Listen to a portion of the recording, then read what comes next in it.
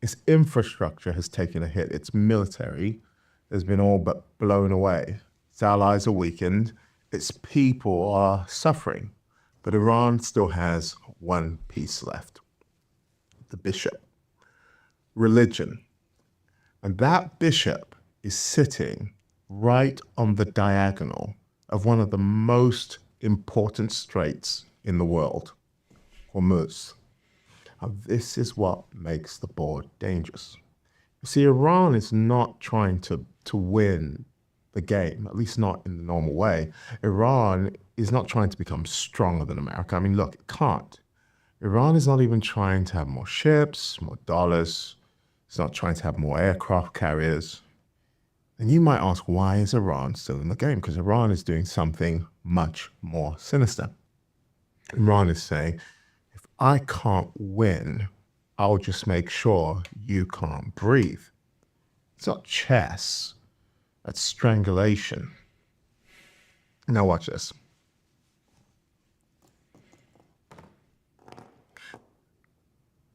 It doesn't need to capture the king, it just needs to pin him, to trap him. It says, you can stab me, you can sanction me, you can bomb me, you can wound me, but as long as my hand is around Hormuz, your economy can't breathe.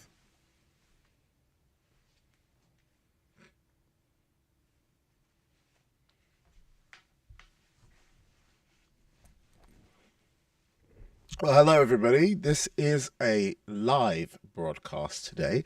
And so I'm just going to start by proving I'm live and shouting out to you. Blessings to Roma. Blessings also to Gwendolyn Niels, Sheila. God bless you. Stephanie. God bless you, No Joy E4G. I don't know what these handles mean, but I'm sure all of you know what they mean. Blessings to Carlene Sturgeon, Teresa, hello from New Jersey. Please, every single person, hit the share button right now, because what's about to happen on Wednesday is going to affect every single believer in the world. And in case you don't know, the Strait of Hormuz has finally found some kind of ceasefire, peace deal, where everybody suddenly decided conveniently before election cycle hits that we're all going to stop fighting one another and get fantastically and wonderfully along. And it actually reminds me of this prophetic word that I put out that I want to just share with you, so you can remember that the Lord actually said this. When was this? Do you remember, like 2020, 2021, 2020? Well, the timestamp's on the video. Let's fact check and see And when it at was. least 3 times it backfired. They called it ceasefire. Call 2023. ceasefire. And I saw it looking like ceasefire was imminent. Then war started again. Call a ceasefire. Ceasefire. Then war started again. And each time it started again, it escalated because somebody wasn't keeping the terms of the ceasefire. But I saw the Lord's hand involved in this because there was an acceleration of something that was happening for Israel to reclaim its territory. Isn't that crazy? Call ceasefire, and then war started again. Call ceasefire, then war started again. This has arguably been the most frustrating season to probably President Donald Trump, because you've probably called ceasefire a couple of times and then not seen ceasefire come just exactly as the word of the Lord said, even before there was an Iran-US war upon the Strait of Hormuz. Well, welcome back to Prophetic, of course, interpreting the age. To my 400,000 Issachars and Issachants, to the Christians and Crustians, the saints and the ain'ts, the almost saints, the I'm still processing church hurt saints, and the I only came because the thumbnail frightened me saints. I want to welcome you back. Today is not about panic. Ironically, as much as it sounds like it is, today is actually about clarity.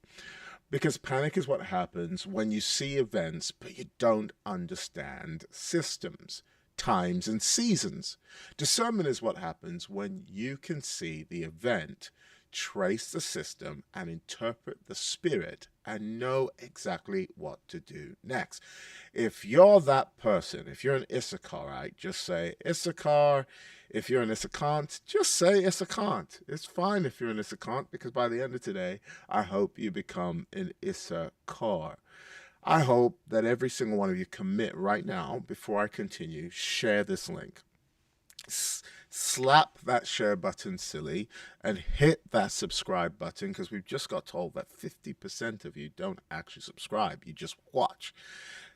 Hit the bell, and my promise to you is that I'm going to continue to try and interpret the times currently for you so that you don't panic, you prepare well. That's my commitment for your subscription. Thank you in advance. I want to talk not just what Israel ought to feel. See, Issachar doesn't just tell you what to do. Issachar tells you to take action. Notice the Bible didn't say the sons of Issachar, who had understandings of the time, to tell Israel how to feel or to tell Israel how to post. No, not just what Israel ought to rebuke in tongues while completely ignoring the bond market. They knew what Israel ought to do. And today I want to talk to you not about fear, not about hysteria, not sell everything and move to a mountain with canned beans and suspicious Wi-Fi from Ukraine. No, I want to talk about where the world is moving this Wednesday. Who benefits from what we call hawks, and who benefits from what we call doves? What is a hawk and a dove? What is a more sure bet in a shaken age? What Trump should do, if indeed today he's listening, or perhaps you work in his cabinet and you'd like to share this with him, and why God may be releasing ravens, not hawks and not doves, but ravens, because ravens are strange birds. A hawk says war, a dove says peace. But a raven says provision from an unusual, unexpected, and possibly quite sinister place. And that's where we're going. Why Hormuz is such a chokehold? I want to make this really simple. The Strait of Hormuz is this narrow waterway, in case you can't find it on a map until just recently, is through which a huge portion of the world's oil and liquefied natural gas moves. So when Hormuz closes, oil panics. When oil panics, inflation wakes up. When inflation wakes up, interest rates get nervous. And I know what you're saying. Hang on a second, Tomi. America produces its own oil. Why do we care about some oil in some offshore place called Iran or Hormuz? Because the truth is, the world's currency is currently set at the US dollar. That means if the world is trading oil in US currency and oil is getting choked up, then America will definitely feel it, and also the rest of the world. When interest rates get nervous, bonds start trembling. And no, I'm not talking about James Bond, I'm talking about treasury bonds. When bonds tremble, America starts sweating, because America does not merely run on oil, America runs on debt. I'll say it again, America runs on debt. That's the sentence, the death sentence, the debt sentence. America runs on debt. And before I continue, come on, let's get this up to at least 1,000 people today. Just like and share. And once you said I've shared, just say I've shared in the comments, and I'll be glad to continue. Now, I know that doesn't sound spiritual, but if you understand scripture, debt is deeply spiritual. The borrower is servant to the lender. That's not just an accounting category. Debt is future obedience sold in advance. When you borrow, you're not merely taking money, you are surrendering a portion of tomorrow, your children's tomorrow, in trillions of dollars of debt that no generation can ever repay in its lifetime. And America has surrendered a lot of tomorrow. So now the empire must constantly refinance its future like a dodgy mortgage from a shark lender. Imagine a man who has so many credit cards that every morning he wakes up and says, Lord, give us this day our daily rollover. That's America. It's not just paying debt, it's replacing old debt with new debt. It's borrowing to pay what it previously borrowed. And as long as interest rates are low, the game continues. But if interest rates rise too much, the game becomes dangerous. And that's what the Strait of Hormuz is all about, because now every new dollar America borrows simply becomes more expensive. So Iran doesn't need to defeat America militarily. And that's why this ceasefire feels so globally convenient. And suddenly Trump is kowtowing to Emmanuel Macron, when just a few months ago he was lamenting, or laughing rather, about how his wife slapped him down a flight of stairs on an airplane because somehow world leaders must work together on a country that neither of them like, because whether they like it or not, they're all bedfellows tied somewhat inconveniently to the same currency. So Iran is left going, we don't need to defeat America militarily. And hear what the Spirit of God said to me. He said, a country willing to die for their God will always be stronger than a country not even willing to live for its God. So Iran doesn't care about death, doesn't care about whether its citizens die. It's already said death to America. It wants you to die more than it wants it to live. So Iran doesn't need to Iran's already defeated, just like my analogy at the beginning. So why is Iran still fighting? Iran only has to squeeze the neck of Trump long enough. And what's the neck of Trump? It's the Strait of Hormuz. If he can squeeze that oil canal long enough to make inflation rise, interest rates rise, bond buys demand more return, or simply another election cycle where people get so fed up they vote in mess anyway, and the debt machine starts coughing. That is why Hormuz matters so much. Hormuz is not just a waterway. Hormuz is the neck of America being squeezed by an already defeated enemy. It's the hand around the throat of a debt-based empire that's shooting furiously at the enemy in an action sequence while the enemy is still holding its neck, going, stab me, I'll never let you go until we're both dead at the same time. Why Wednesday matters. All eyes are on tomorrow, this Wednesday. Why? Because the Federal Reserve meets. And the market is not really asking, will they cut rates? Most people already expect them not to cut. The real question is not what Kevin Warsh, who's the new Federal Reserve CEO, does. The real question is what Kevin Warsh says. Now, this is where I need Issachar to open their ears. Are your ears open? Thank you so much, by the way, to Noel Curtis for sharing. Thank you so much to Yanni Castro for sharing. Kevin Howard for sharing. I appreciate all of you sharers so much. Thank you, thank you, thank you. So, the real question is not what Kevin Warsh does. Again, the real question is what Kevin Warsh says. And this is where finance becomes hilarious, because Wall Street is basically a room full of billionaires trying to interpret tone. Like a woman reading a text message that says, fine. He said, inflation is moderating. What does moderating mean? He said, conditions are balance like stable, or balance like we're about to fall off a chair. He said temporary. These are the small little words that speculators are going to be looking out for on Wednesday as they hear the speech, because that's all economics is, speculation and fear. Did he mean transitory? Did he mean dovish? Did he blink twice? Did he sip water before saying treasury market? Wall Street becomes prophetic when money is on the line. They're not listening to sentences, they're listening to signals. A dove signal, for instance, if you hear the word dove this Wednesday, it means we may lower rates, liquidity may come, the system may receive oxygen.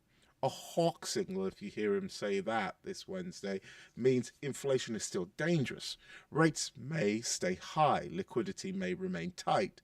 So Wednesday is not about the rate decision. Wednesday is about the tone of the rescue. So let's talk about hawks and doves and who benefits. Let me define this for us, the normal people, okay? A hawk is a central banker who says inflation is dangerous, keep rates high, don't let the economy overheat. A dove is a central banker who says the economy needs support, cut rates, add liquidity, let growth breathe. In Bible language, the hawk says judgment, the dove says mercy. The hawk says tighten, the dove says release, the hawk says discipline, the dove says comfort. And the same language is being used by our economists likely this Wednesday.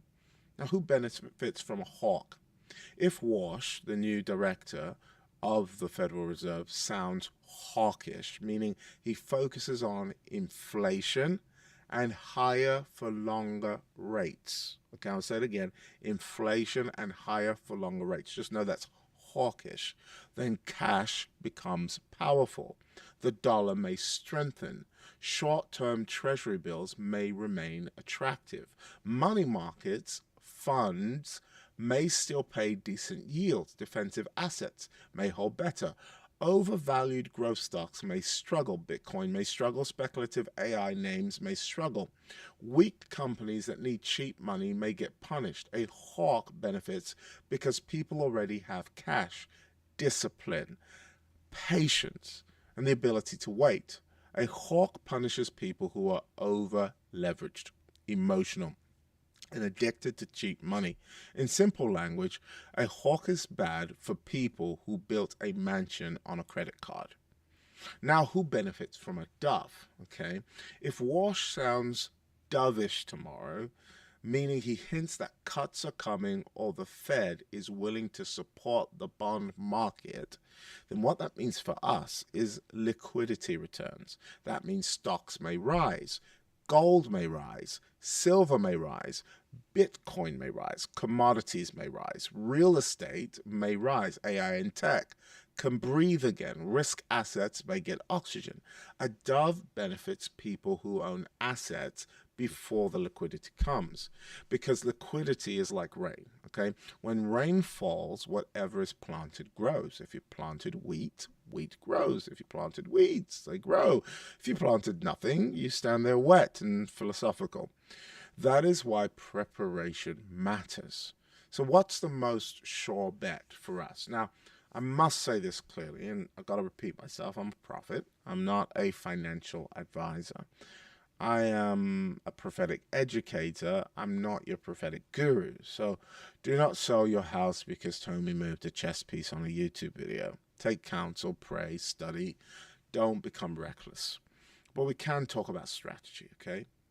And before we do, I've got to encourage all of you, I've got to pause here for a second to tell you all about understandmydream.com. Understandmydream.com is a website where people who have obviously prayed, sought God first, can go there to have their dream decoded, confirmed. It's a free-to-use service unless you want the paid service, which gives you more credits to be able to interpret your dreams in a more advanced way. Head on over there now, understandmydream.com. It's an exceptional service for those of you who want to benefit from that. And now back to this. Let's talk about strategy. If the system is moving into a real, what we call a real asset super cycle, then the more sure bet is not chasing every shiny AI company. The more sure bet is understanding what every future requires. Every future requires energy, data, storage, power, land, chips, security, water, and infrastructure. That is why I keep saying, do not only invest in the singer, invest in the stage. Don't only invest in the preacher, invest in the building. You understand my analogy? Don't only invest in the app, invest in the data center. Do not only invest in AI, invest in what AI must consume in order for AI to exist. There's chips, factories, energy, grids, land, water, metal, cybersecurity, electricity. So the more sure bet may be the infrastructure beneath the hype and not the hype itself. During the gold rush, many miners went broke. But can I tell you who didn't go broke? It was the people selling shovels, jeans, transport, picks, food, and lodging. They did very well. Arguably, they made more money than the people who were digging for gold. In the AI rush, right, the shovels are semiconductors, things like data centers, the boring stuff, power generators, natural gas, nuclear, grid infrastructures, cooling systems, cybersecurity, fiber, cloud infrastructure, land near power, and real assets. That is the more sober way to think. Not which AI chatbot will win, but what must every AI winner use? That's how adults invest. Children chase the toy, adults buy the factory. Now, why does gold and silver matter in this equation? Gold is not just a shiny rock for aunties at weddings. Gold is ancient money, God's money. Gold is what people run to when paper starts sounding suspicious, like it is right now. And whether you like it or not, the Bible says, I am the Lord, the silver is mine, and the gold is mine. Silver and gold is God's money. When government prints too much, gold listens. When empires borrow too much, gold listens. When wars escalate, gold listens. When central banks lose credibility, gold listens. Gold is not emotional. Gold is accountable, meaning there's only so much of it in supply, and therefore it's precious. Gold just sits there like an old prophet with no Instagram account. Does not need Wi-Fi or a board meeting. Doesn't even need password reset. Does not say, please verify your identity by selecting all squares with traffic lights. Gold simply says, I have seen empires long before you, and I'll see empires long after you. Silver is gold's more dramatic cousin. Silver can move harder because it is smaller and more industrial. Gold is the elder. Silver is the nephew with potential and anger management issues. Both matter in a real asset cycle, but the principle is this. When trust in paper falls, trust in things rises. Now, here's what Trump should do if he's listening, or perhaps you're Trump's cousin and you're watching today. President Trump, if you're listening, and I know someone will send this to someone who will send it to someone who once stood near the ketchup bottle at Mar-a-Lago. Please listen carefully. This is no longer the art of the deal. This is the deal. We can't treat Hormuz like a branding exercise. Hormuz is not a campaign prop. Hormuz is the neck of the global oil system. Iran does not need to win a conventional war. And this is why this prophecy is so important. I hear ceasefire, not a ceasefire. I hear ceasefire, not a ceasefire. You know, I don't know what's led to this deal, but Iran only needs to keep pressure on the throat long enough for oil spike, inflation rise, bonds to break, and your economic story to collapse. So what should you do?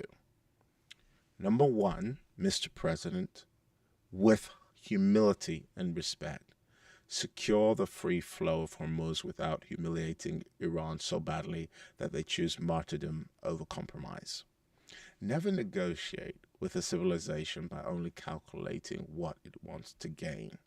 You're negotiating with a spiritual principality, a cult of death, a belief system that believes that dying for its God is more honorable than living for it. You must calculate what it's willing to lose. Iran is generational. They don't just believe in themselves like America does. No, they believe in securing the future of their children by blowing themselves up on a plane if they have to. You must calculate that. Iran may be willing to lose more than America anticipates. That makes them dangerous. Number two, don't confuse optics with oxygen. Markets may like a headline. Ships need reality.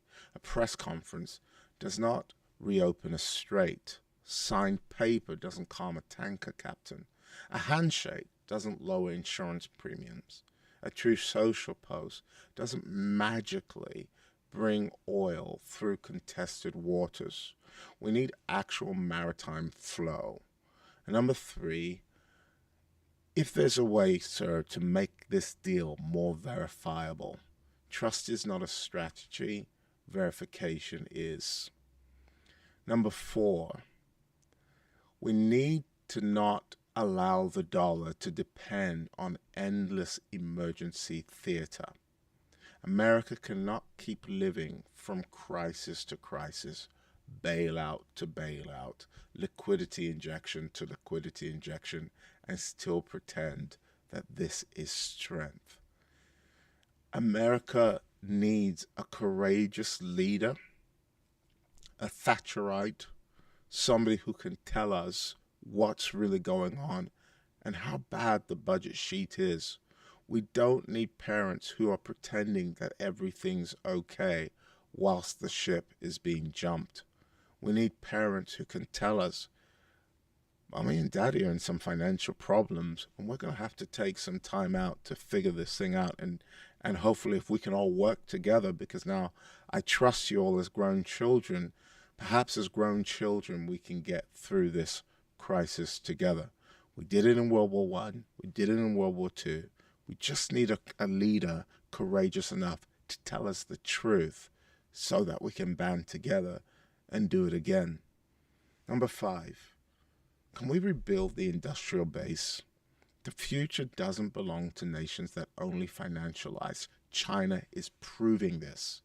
It belongs to nations that can produce food, energy, chips, steel, medicine, ships, defense, data information. A nation that cannot make things eventually becomes dependent on nations that can. And nations like China that can literally upend the American economy by corporate espionage and stealing ideas from the few Elon Musks that can build. Can we invest in a skills gap market? Can the church actually engage the federal to actually create systems and education and training programs that can get our children back to industrial work? Number six, I believe it's important that we stop treating AI like a stock market decoration. AI could be national infrastructure if stewarded well.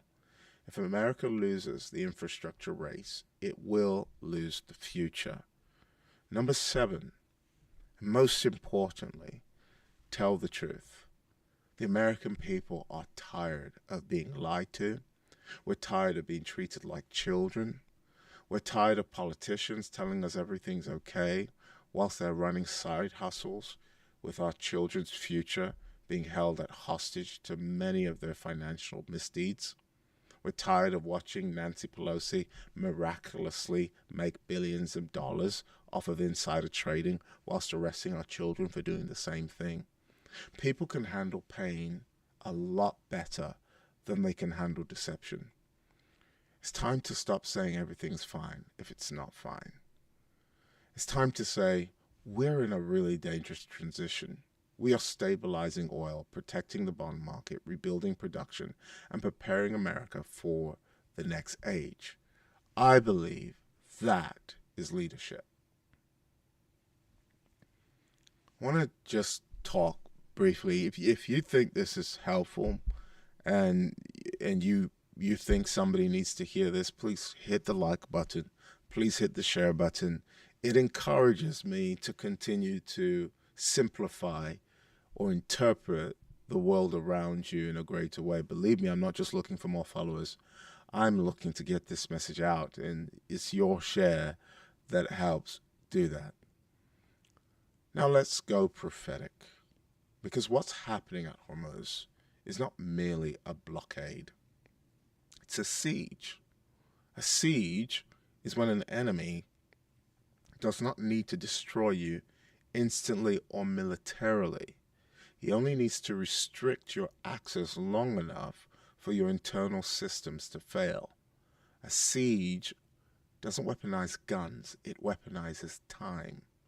The enemy says, I don't need to kill you today. I only need to stop food, water, trade, movement, and hope long enough for you to collapse from the inside. And that is what's happening in Iran, and it's what happened in Samaria in 2 Kings chapter 6. The city was besieged until food became absurdly expensive. A donkey's head sold for silver. Donkeys were unclean animals, and nobody wants to eat a donkey's head. Believe me, there's no meat there. Dove's droppings. Some argue that dove's droppings were sold as a substitute for salt. That's how bad the economy got. When siege hits, worthless things become expensive because access has been cut off. That is inflation. Inflation is what happens when access is restricted, and desperation reprices reality. And in that siege, the prophet Elisha rises and says, tomorrow about this time. That is prophetic intervention. That, Mr. President, that America is what God can do when a nation humbles itself to the Lord. And I declare that if we'll humble ourselves before the Lord, tomorrow about this time.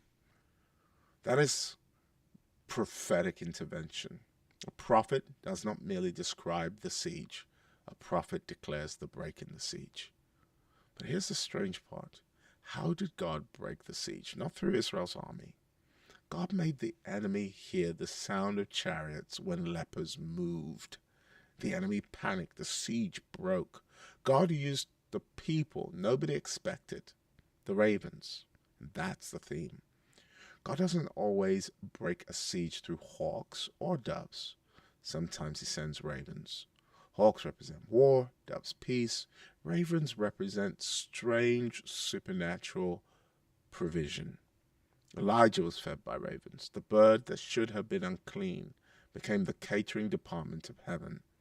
God said, I've commanded the ravens to feed you, not the doves, not the hawks, not the respectable birds on the foreign exchange market, not even the clean branding and soft worship playlists birds. Ravens, crows. Why? Because when God is training a prophet, he often feeds him through what offends his preferences. And this is where we must understand the moment. Everyone is asking, will Wash be hawkish or dovish? Will Trump choose war or peace? Will markets go risk on or risk off? Will Iran yield or strangle? But God may be saying, I'm releasing the ravens. That means provision is coming to you through strange channels. Not the obvious place, not the comfortable, not the clean, not the things you would have chosen. A raven economy is an economy where God feeds his people through unexpected instruments. Ravens could be hard assets, AI. While everyone chases paper, God says, look at land, look at metal, look at energy, look at cloud, look at ChatGPT, look at water production, look at Bitcoin. Ravens could be data centers. While everyone chases AI apps, God says, look at the infrastructure beneath the intelligence. Ravens could be energy. While everyone wants clean narratives, God says the future still needs power. Ravens could be overlooked nations. While everyone watches America and Iran, God's saying, hey, God, look what's happening in China and Hong Kong. Watch Africa. Watch Taiwan. Watch the Gulf. Watch where the future is being built. Ravens could be unusual partnerships. God may feed you through people you would not normally sit with. Ravens could be recession, because a downturn can reposition disciplined people. Ravens are correction, because markets falling can become entry points for people who prepared. It could be wisdom, the most valuable asset in a confused age. Not information, it's interpretation. That is why this is called prophetication. We're not just reporting events, we're interpreting the age. So here is what I want you to watch for on Wednesday. Let me give you a practical list, okay? When you hear Wash speak this Wednesday, listen for 5 things. Number 1, listen for inflation language. If he says inflation is temporary, easing, contained, or transitory, without using the old cursed word too loudly, that is dovish. Again, markets may like it. If he says inflation is persistent, elevated, sticky, or concerning, that's hawkish. That means markets may not like it. Number 2, Treasury market language. If he mentions stress in the Treasury market, market functioning, liquidity tools, or readiness to act, that means the Fed is watching the bond market closely. That's code for we know where the bodies are buried. Number 3, labor market language. If he says the job market is softening, that gives him permission to cut later. If he says jobs remain strong, that gives him less permission to cut. Number 4, the dollar. After he speaks, watch the dollar index. If the dollar weakens, markets may be pricing future liquidity. If the dollar strengthens, markets may be pricing tighter conditions. Number 5, gold, Bitcoin, and stocks after hours. Don't only watch the speech, watch the market reaction, because sometimes the market tells what the speech really meant. Number 10, what do we do? Now, practically, what should you do? First, get liquid. Please write this down. Liquidity means having cash or near cash available. We're stepping into a future where, whether you like it or not, cash is king. And staying liquid matters. I'm not saying go sell everything and turn everything into liquid, but have enough liquidity to make any next big decision that may come along, whether to buy or to move, relocate, or do whatever. Not because cash is perfect, but because cash gives you options. If you don't have cash liquidity right now, there are things you can do right now to generate what we call cash flow. You got to look beyond your job, lock yourself away, and spend some time really talking to the Lord about what can I start to do to create cash flow and cash liquidity. In a crisis, the person with cash can move. Second, reduce what we call stupid debt. Okay? Not all debt is evil. Okay? I wouldn't imagine your mortgage, as long as you're paying it, is evil. But stupid debt, you know what stupid debt means. That's stupid credit card debt. You know what? Do some plastic surgery tonight. Get some scissors and cut that credit card in half. Stop getting out of debt and then going back into debt. Cut it. Cut that lifestyle debt. Stay away from Gucci. Go to what you call it, Walmart. It's got really good socks in that place. T-shirts too. Maybe downsize the home. You don't need a big house at this point. Oh, but I love my big house. Well, your big house is getting big expensive. Cut the vanity debts. Cut the impression debts. Cut the, what will everybody think about me if I downsize debts? I bought it because Instagram made me feel poor. Cut that debt. Kill it. Third, build exposure to real assets wisely. I said wisely. Don't throw all your money into gold and silver. But get some gold, get some silver, get some energy, buy some land. Productive business infrastructure, maybe Bitcoin for those who understand volatility. Not everything, not recklessly, not emotionally. Fourth, understand AI infrastructure. Don't just use AI. Those who use AI will be beaten by those who know what AI needs to work. Eventually, in the long run, you'll be, do you know what Claude can do? You know, Claude can make my shopping list. I mean, think more about the spade than the gold. Understand, develop a deep understanding of the infrastructure needed to work AI, and start asking God, where can I position myself for that day? It's coming. The infrastructure is coming. It needs water. You discovered that in my YouTube, in my prophetic education, at least yesterday. Understand what AI consumes: power, data, chips, cooling, security, land. Fifth, upskill. If AI can replace your task, become the person who manages the AI that's replacing your task. If AI can do your job, become the person who trains, supervises, interprets, or applies it. In other words, become irreplaceable. Become the replacement of what is trying to replace you. Okay?